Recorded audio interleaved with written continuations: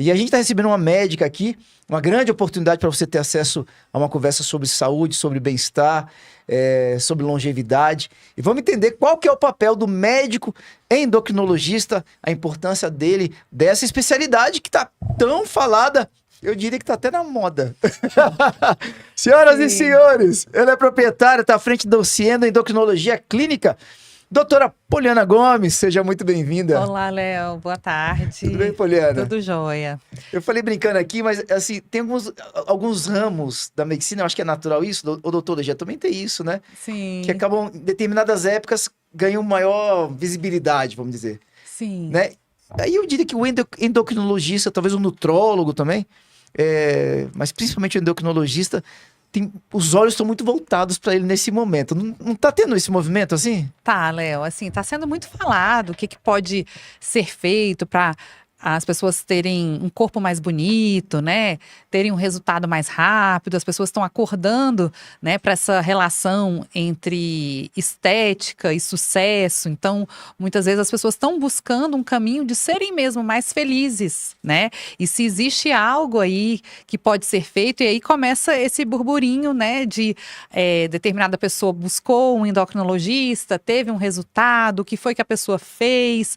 Então, tudo que é muito polêmico, ou que parece que tem algo ali secreto, digamos assim, que pode ter alguma coisa que eu não estou sabendo, e aí a pessoa corre para justamente consultar para ver se tem realmente alguma coisa que possa ser feito para melhorar tanto a estética quanto o bem-estar, né, que as pessoas estão vivendo cada vez mais, e com essa modernidade, com esse ritmo de vida muito acelerado, as pessoas estão se sentindo mais cansadas, estão se sentindo mais fracas, e aí elas estão buscando mais a endocrinologia como uma forma de equilibrar, talvez, aí os hormônios, que é o que a gente mais fala na endocrinologia, e ter essa saúde, esse bem-estar, e aliado a uma estética também que dê um resultado mais rápido, digamos assim. Muito bom. Doutor, você pode falar, a gente tem um desafio público no Brasil, aproveitar quem estava com político aqui, é um desafio de política pública. Aí vai um dado para quem é curioso, né? Nós temos uma quantidade muito grande de faculdades de medicina no Brasil. Nós temos 550 faculdades esperando a autorização do MEC de faculdades de medicina. Inclusive, aqui no Distrito Federal tem o próprio IESB, que está ali na fila, né, para poder ser liberado. E aqui, se a gente for ver em Brasília, a gente já tem uma quantidade grande, né? Uhum. No entanto, o médico, quando ele conclui o seu curso, que é bem desafiador, 6 anos de muito estudo, muitos vão para a jornada agora da residência. Sim. Só que nós temos uma quantidade de oferta de residência muito aquém a quantidade de médicos que se formam a cada semestre ou a cada ano. Qual que é a diferença de uma pessoa que passa por um processo de residência, que é o teu caso, e uma pessoa que de repente não consegue ir para um processo de residência e vai para um processo de especialização? O que eu explico, e às vezes é importante quem está aí ouvindo a gente entender, é que existe realmente, como você falou, uma jornada, né? O médico é visto tradicionalmente, isso em todos os países, ele é muito associado a uma vocação, né? A uma, digamos, uma profissão especial, que tem em especial esse lidar diretamente com vidas, né? E que decisões podem apontar para saúde, digamos assim, e também outras decisões para alguns riscos maiores. Então, isso sempre ficou muito claro de ter a medicina como uma vocação. E o que tem acontecido muitas vezes é que durante essa jornada, às vezes, o que as pessoas às vezes pensam, bem, tal pessoa é médico, né, é médica. A ideia é que existe dentro da medicina formas de você se especializar, que a gente sabe que na faculdade de medicina, e realmente no Brasil tem muitas faculdades, existe a graduação, né, que são 6 anos, né, 6 anos do curso de medicina. Mas a jornada do médico, ela é muito mais ampla, né? Uhum. Então, só o cuidado é de entender que, na prática, assim, os 6 anos de medicina, e eu falo isso abertamente até para ajudar jovens que estão pensando em fazer medicina, que provavelmente o que a pessoa vai aprender proporcionalmente, né, ao longo da vida na faculdade é muito pouco, perto do que é importante que o médico saiba para ser um bom médico. médico, Ah, né? é Então, mesmo, assim, doutora? é isso que tem que tomar cuidado. Uhum. E aí, hoje, falando sobre a endocrinologia, que é essa especialidade que a gente aprende aí na formação, e é uma das especialidades que conta como pré-requisito ser clínico geral, digamos assim. Ter feito também um período de especialização em clínica médica, porque aí a gente consegue ter uma noção maior, né, sobre o corpo como um todo, sobre todas as especialidades, para em seguida entrar na residência de endocrinologia e com um olhar mais atento, principalmente quando a gente fala de hormônios, saber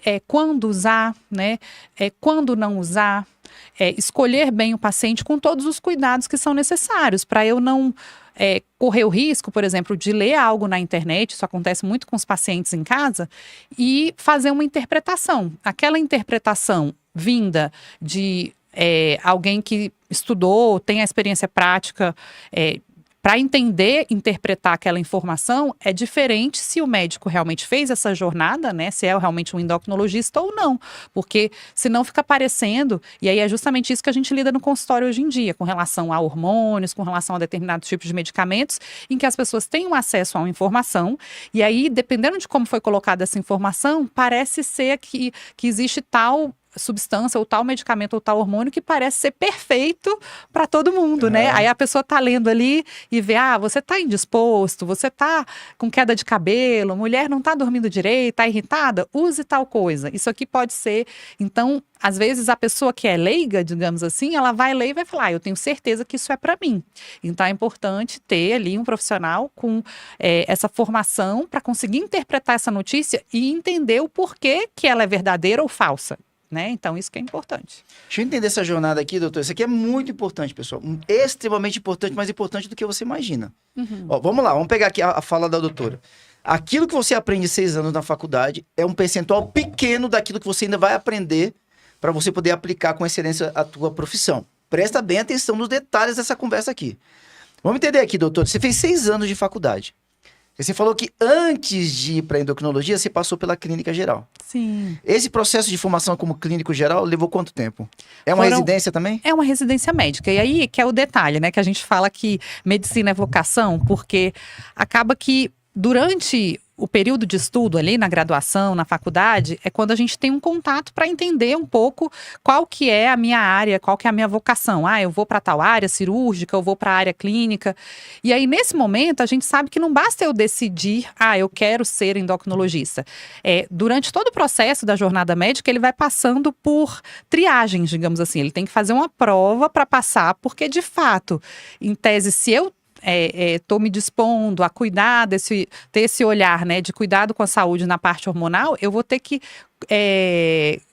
provar que eu sei que eu tenho alguns pré-requisitos antes de ser endocrinologista. Então, eu tenho que fazer uma prova para ser clínica primeiro, depois eu fazer outra prova para poder ser endocrinologista.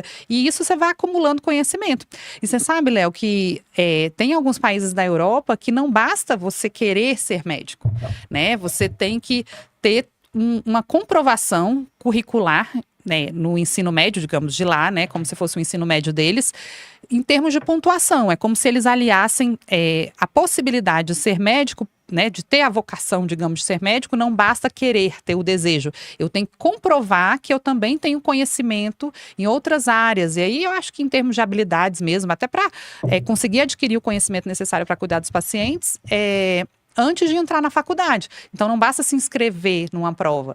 Tem que comprovar que a pessoa, no caso, que quer fazer medicina em muitos outros países, ela tem que ter um nível, né, de conhecimento comprovado, né, por notas, para poder ela decidir, senão ela nem entra na opção de concorrer a uma vaga para medicina. Se ela não estiver atingindo o mínimo ali, ela não pode ser médica. Então, por isso que eu falo que tem que ser vocação mesmo, porque você tem que passar por muitas peneiras para depois, você quer mesmo medicina? Então, você vai ter que estudar, você vai ter que fazer um passo a passo. Isso, no final das contas, eu acho que o maior beneficiado é o paciente, porque eu falo muito, Léo, como eu atuo com emagrecimento, eu falo muito que não é simplesmente, no final das contas, você ser magro.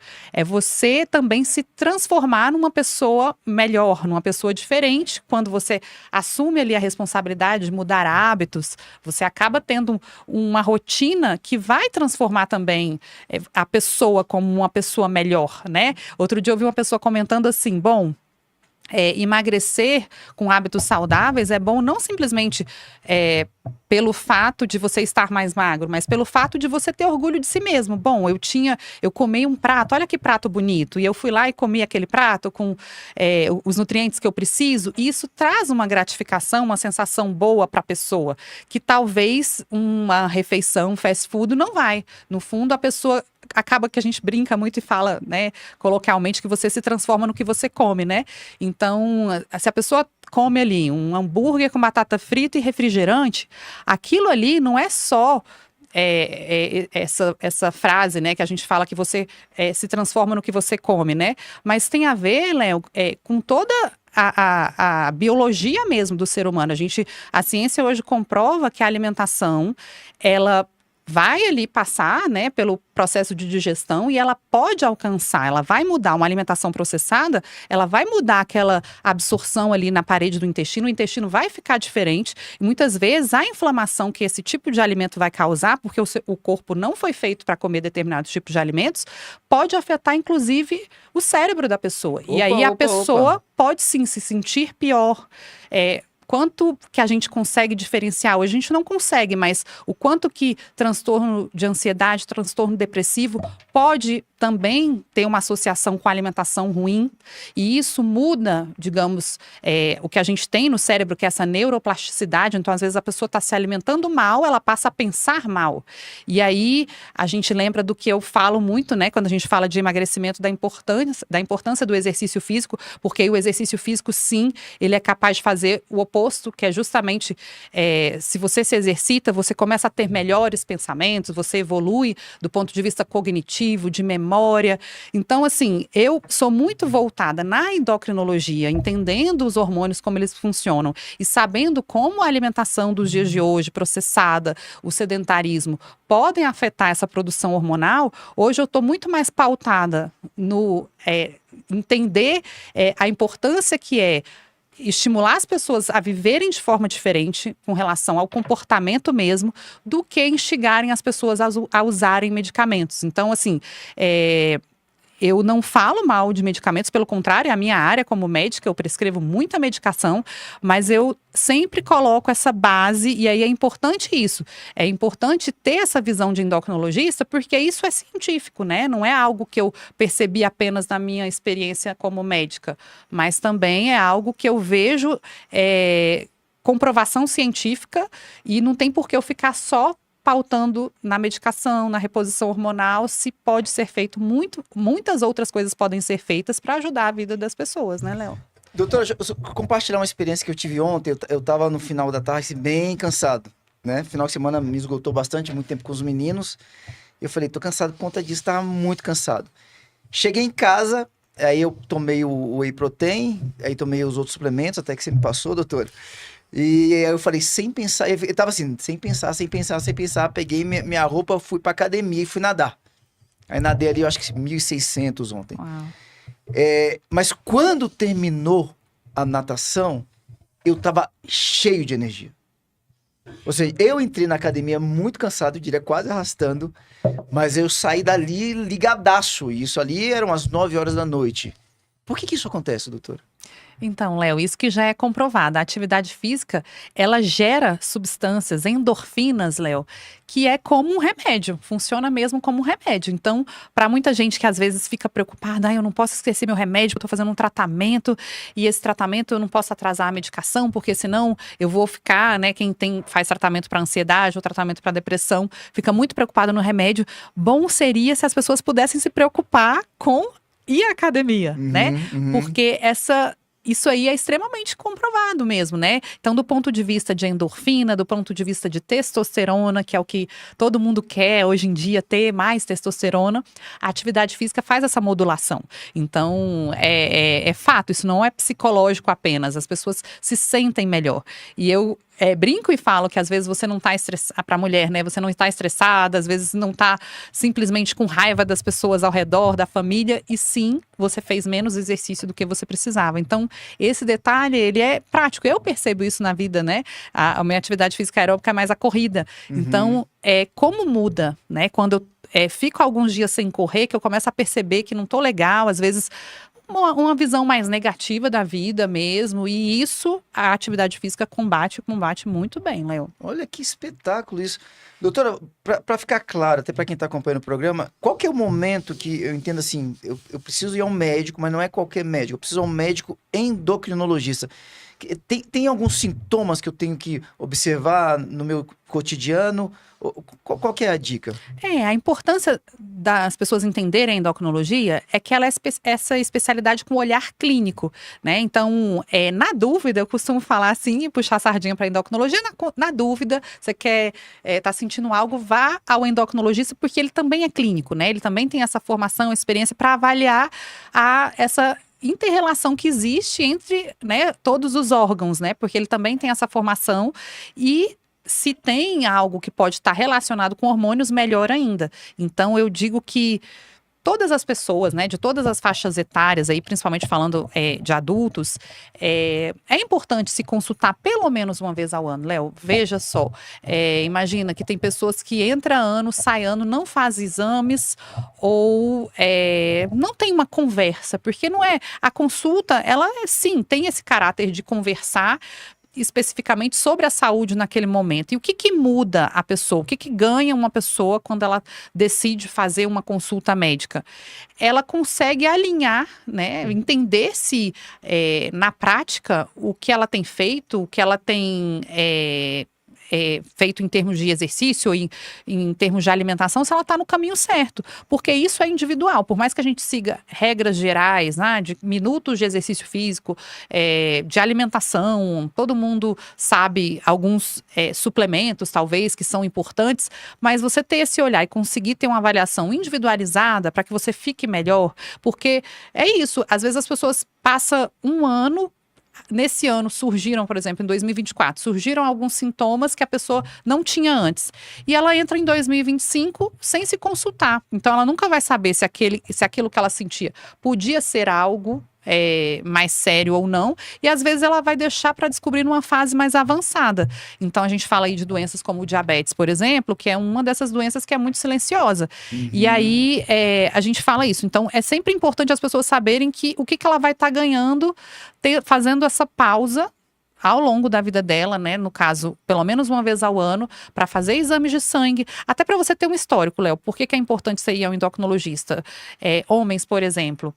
Vale a pena você fazer uma dosagem do seu hormônio, da testosterona, pelo menos uma vez por ano? Vale.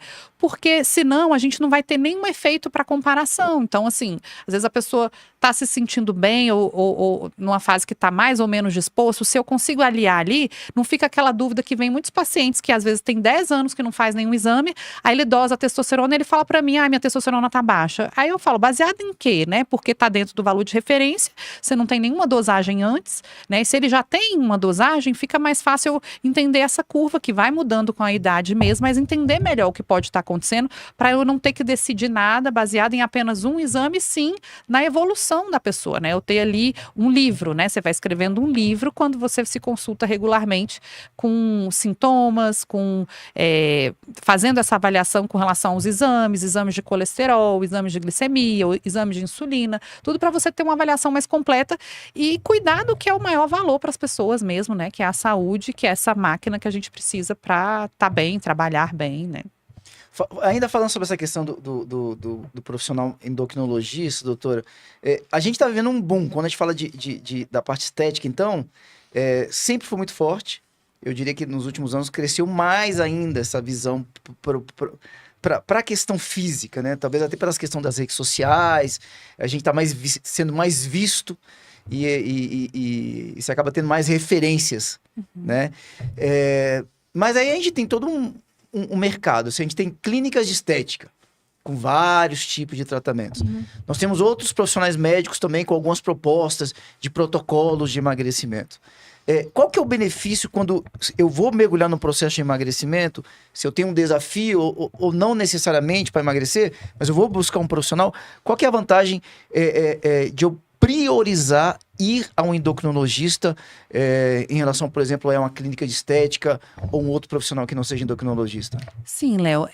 Hoje, quando a gente fala de estética, a gente fala muito de emagrecimento, né? E aí é quando eu falo para as pessoas sobre emagrecimento consciente, que é colocar na ordem de prioridades o que é mais importante primeiro, né? Então, por isso que eu falo de endocrinologia consciente. Quando a gente fala especificamente apenas do emagrecimento, sem levar em conta a endocrinologia ou sem levar em conta o conhecimento científico mesmo, que é verdade, fato a fato, você envolve riscos, né, Léo? Então eu falo assim que hoje, como endocrinologista, eu me sinto apta a tratar emagrecimento, né? Talvez se eu não fosse endocrinologista, eu não teria, e aí é um cuidado que as pessoas precisam ter, não é apenas se o profissional sabe ou não tratar, né, determinada doença endocrinológica, mas é se ele sabe que ele não sabe ou sabe que ele sabe. Porque, às vezes, o próprio profissional, se ele não tiver a formação, como eu falei, em endocrinologia, ele não sabe que ele não sabe. E aí é um risco maior, porque se a pessoa pergunta ali, doutor, isso aqui é seguro para mim? E o médico não sabe que ele não tem o conhecimento necessário, ele vai dar uma resposta que às vezes vai colocar a vida da pessoa em risco. Então eu posso falar assim, da minha visão profissional, que hoje eu trato emagrecimento com segurança por ser endocrinologista.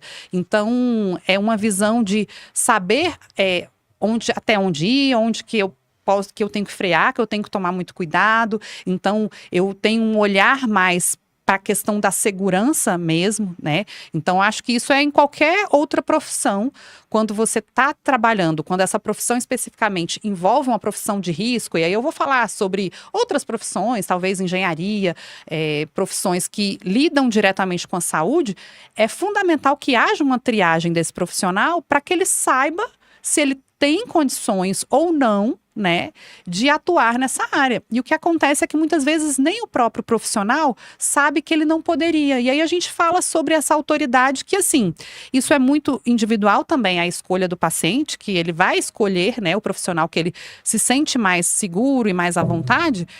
E eu falo para os pacientes que isso tem um pouquinho dessa noção, assim, por que existe um diferencial no endocrinologista? Porque para ele saber que é possível que tenha profissional que ainda não sabe, que não percorreu uma jornada, que ele vai dar uma resposta que ele não tem um conteúdo. E aí eu falo sobre a autoridade mesmo, Léo.